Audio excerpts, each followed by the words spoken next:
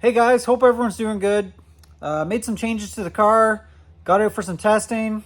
So if you watched the last video, I've been struggling a little bit, and I think I got at least two issues, possibly three.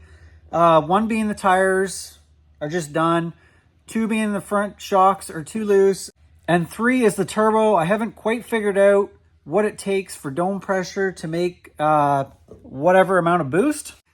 So first thing I did, I got a new set of Hoosiers. I went with CO7s again. I've run CO7s for a while. I know I can make them work. So I went right back to those. And as far as the front shocks being too loose, I was going to send them to Afterworks. And I was directed by them to Vicious Performance. If I understand it right, they basically work in the same building.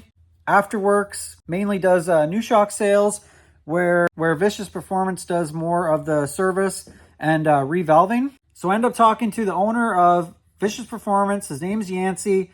If you go on his Facebook page, he's got a nice layout of what to expect if you send your shocks there. He's got a full spec sheet that you fill out, and it's really thorough. Everything about the car and the setup, what kind of racing you're doing, all that stuff. And I gotta say, I have not experienced such good customer service in a long time. He was right on the ball the whole time. I got pictures when they got there, when he tore them apart. I got a video of it on the shock dyno. They were shipped back quickly. They looked perfect when they got back. I got a dyno sheet. I got a folder with all the shock info. I got good baseline settings. Everything. Really cannot say enough about the service that I got. It was really awesome. It really seems to me like most places, ever since COVID, all you get is excuses. They don't have enough people, can't get parts. Just every excuse under the sun, basically, to justify giving you poor customer service. So it was really cool to see someone that was really dedicated to getting your stuff done quick and doing a good job. So I got the shocks back in there. Everything's set where it was before, ride height wise and everything. And planned on going to a Friday night test and tune at Toronto Motorsports Park. So the only crap part was I didn't have anyone to go with me. I really did debate about not even going. But if you've been watching this channel for a while, you probably know I don't really test probably nearly as much as I should. And I have gone before by myself. It's not really ideal because you can't get video of the car and you can't really see what's going on outside the car.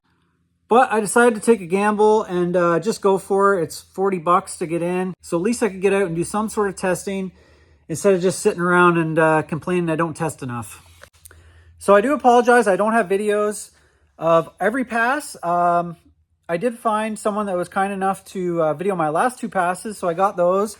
But for the first couple, we'll just go through the tune, the changes I made, what the car ran. I got all the time slips, and see what happened. So to start out, I went with, I kind of made up another tune. The car's running a little bit slower than I wanted it to. So this tune, I was hoping was going to run something like a 540 or something like that. I increased the launch RPM to 3,700. I had a little bit more boost. In after about 2 seconds, I add a little bit extra. Usually I'm on the scramble button anyways. I gotta kind of get the tunes figured out. Change the timing ramp a little bit. I think it's similar to what I had in it before. So this was first pass. Testing down there goes from 6 till 10. It's usually 7 till 11, but they changed it. So I didn't get there till right about 7 o'clock. So by 7:30, I made my first pass. So it ended up going 572, 131, 60 foot was a 143, and 383 to the 330. So the car left good, felt good the whole way, felt like it was totally hooked up the whole way. I was a little disappointed that it only went 570 whatever, and came back, pulled the data log. So this is the data log. This is the drive shaft, pretty much first thing I usually look at. And you could tell it was hooked up pretty solid the whole way. Really was not any issues. The car felt pretty dead, really. It left with 3.5 pounds of boost. So being by myself, again, big disadvantage. I really have no idea what the suspension did or how the car looked, anything like that. So at this point, all I really got is it didn't go fast enough. The drive shaft looks like it's hooked up solid. So I'm gonna start putting some more power in it and see what happened. To me, the front, I was trying to be aware of how fast the front was coming up. And to me, it felt pretty decent. It didn't feel like it really came up super fast or super slow. So I thought if I'm going to put a little more power in, I'll just tighten the front shocks up like 2 clicks just for something to try. So I changed the tune around a little bit. I added 100 RPM to the launch RPM, hoping it would give me a little bit more boost on the leave. So I went to 3,800. I added 1 degree of timing through basically the whole ramp. Put that back in. And then I think I went just about 2 pounds of dome, starting at about, I can't remember exactly where, somewhere around 2 seconds. So this is the second pass time slip. I made this one at 7:59, so I turned that one around pretty quick. Usually gets a little busier as the night goes on, so I wanted to try and get at least 2 or 3 in early. Did pretty much exact same. Get the other one here. I think it did almost the exact same 60 foot, almost exact same 330. It did go a 566, 135, but that's just the extra dome up top that did that.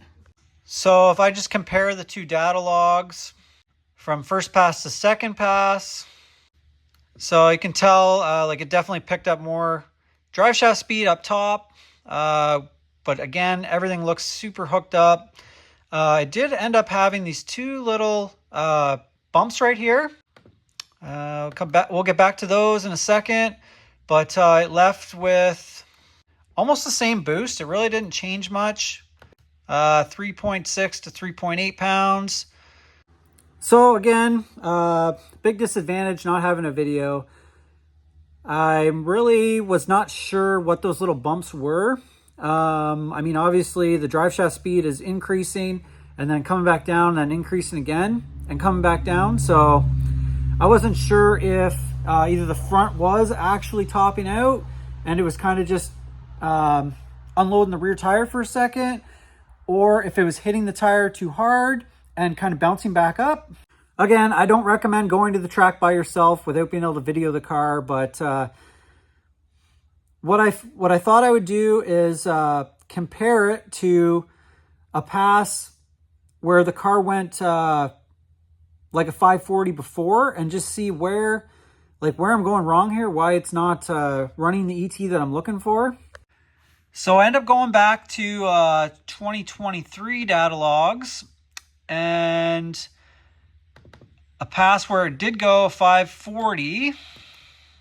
And I just want to like compare a few things, boost numbers, drive shaft, that kind of stuff. And what I saw was actually really interesting. So the bottom one is the second pass from the other night. And the top one is the pass from last year when it went 540. And you can see it does the exact same little bump here.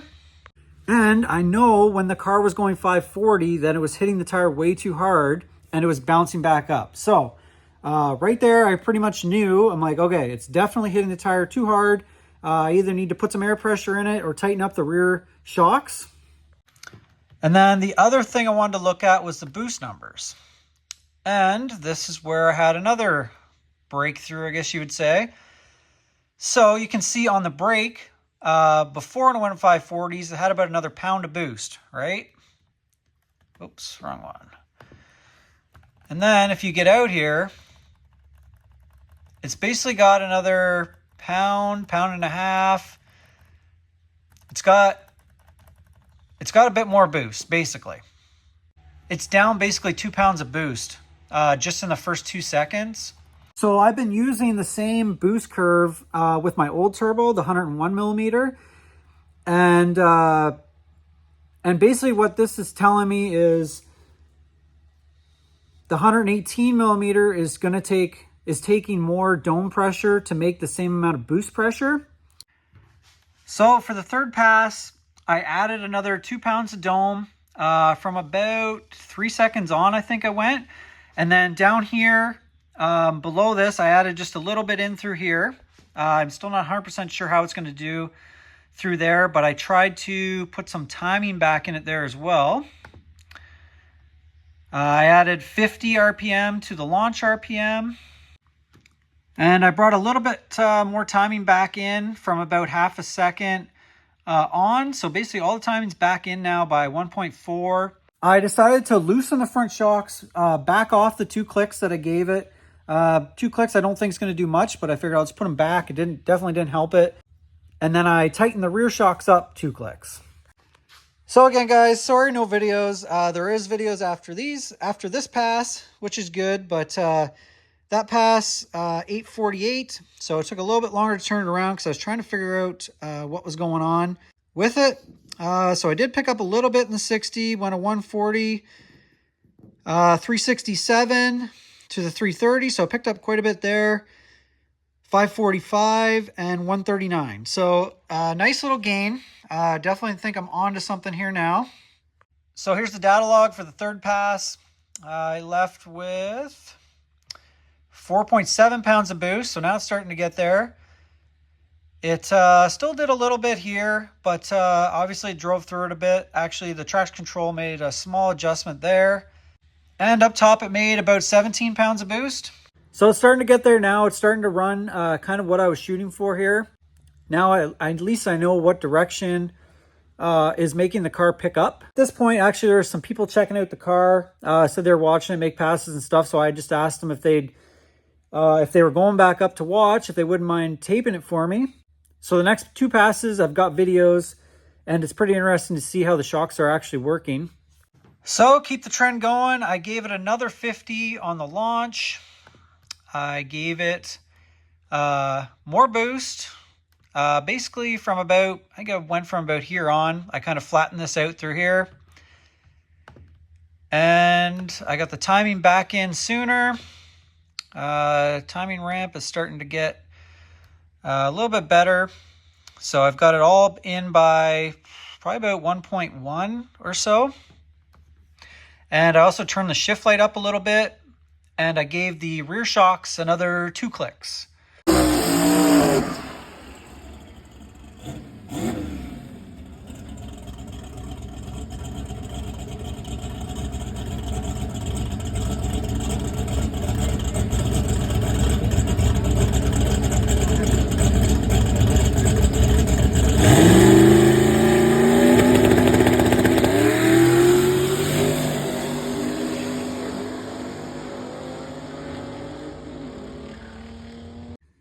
So this one picked up a bit in the 60, 137, 360 to the 330, and a 536 at 141. So pretty much right where I wanted it to be there now. And if you look at the data log, those bumps are starting to come out of it. So I think it's actually liking the tighter rear extension. The rest of the drive shaft curve is super solid. It'll definitely take more up top. I think it's just a matter of figuring out how much. So I'm putting, let's see, 22 pounds of dome to it up top, and I'm getting about 21 pounds of boost. So it's definitely taking more dome pressure to make X amount of boost compared to my old turbo. So on the leave, I left about, I think that's about the same. 4.3 pounds of boost. So you can see now that I actually have a video of the car, the front's definitely not coming up too fast now. It looks really good, I think. You can see it is crushing the tire pretty decent still. So probably wouldn't hurt to put some more, maybe a bit more air pressure in it. I did actually start with a higher air pressure than I usually run, just because I wanted to try it basically. So these are right about 14 PSI now. And the last pass was at 930. So I thought I'm making good progress. I'm going to try to just sneak one more in. So I basically had 30 minutes to get the car ready, cool down, change the tune around, and make a hit. So following suit with the rest of the night, I just kept hitting the up arrow. I turned the launch RPM up another 50. I added more dome pressure kind of through the whole thing, especially through the middle here. I think I really need to start adding some dome on the brake and get it carried out a little bit through here and take more timing out if I need to. But I mean, for right now, I didn't have much time to mess with it, and this is kind of working. And timing retard, I think I threw some more timing back in it. Yeah, basically I had all the timing back in by 1 second. And I tightened the rear shocks up another 2. And I kind of had it set in my mind that if the car felt good right away, I was just going to get on the scramble button, which would add another 3 pounds of dome. So I did plan on getting on that pretty early. I did do that the pass before as well.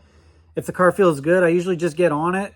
And if it takes it, I'll just try and add most of that back into my boost ramp.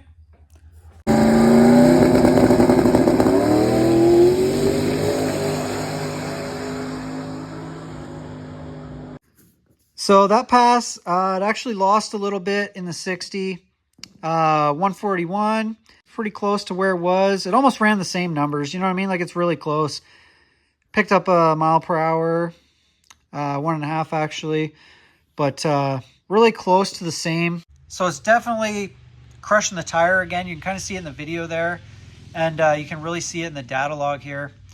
It really didn't leave with much more boost, 4.3, so I'm assuming it's right on the wastegates there. I can't remember. I thought I had about a 5-pound wastegate spring in it, so it's probably right on the wastegates. So I'm going to start adding some dome pressure right on the brake. Make sure that starts to come up, and then if I got to pull a bit more timing out, then I got to do that. But up top, I think it did pick up a little bit boost, 21.2. I guess that's really about the same.